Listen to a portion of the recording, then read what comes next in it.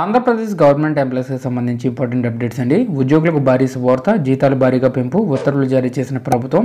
So ఈ వీడియోలో వీటన్నిటి గురించి పూర్తి వివరాలు అయితే తెలుసుకుందాం. ఇప్పటికే ఒక్కొక్కటిగా ఉద్యోగుల సమస్యను క్లియర్ చేసుకుంటూ వస్తున్న ప్రభుత్వం సో మరికొంతమంది ఉద్యోగులకు మంచి శుభవార్తను అయితే తీసుకురావడం జరిగింది.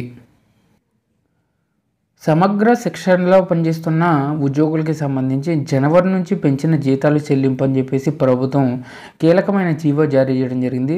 సమగ్ర శిక్షలో పనిచేస్తున్నటువంటి 2019 తర్వాత నియమించబడిన ఉద్యోగులకు జీతాలను పెంచుతూ అధికారులు ఉత్తర్వులు జారీ చేశారు. పెంచిన జీతాలను జనవరి నెల నుంచి చెల్లించాలని ఈ మేరకు జిల్లాల వారీగా అధికారులకు SSA project director KV Srinivasa Reddy ఆదేశాలు జారీ చేశారు. 2019 తర్వాత నియమించబడిన సమగ్ర శిక్షలోని 7 విభాగాల్లో పనిచేసే ఉద్యోగులకు 23% హనోరోరియం పెంచుతున్నట్లు పేర్కొన్నారు. ప్రస్తుతం చెల్లిస్తున్న వేతనం జనవరి నుంచి చెల్లించాల్సిన 23% హానరోరియంను కేటగిరీల వారీగా వివరిస్తూ ఉత్తర్వులు విడుదల చేశారు. ప్రస్తుతం చెల్లిస్తున్న వేతనానికి 23% జోడించి జీతాలను చెల్లించాలంటూ ఆదేశాలు ఇచ్చారు.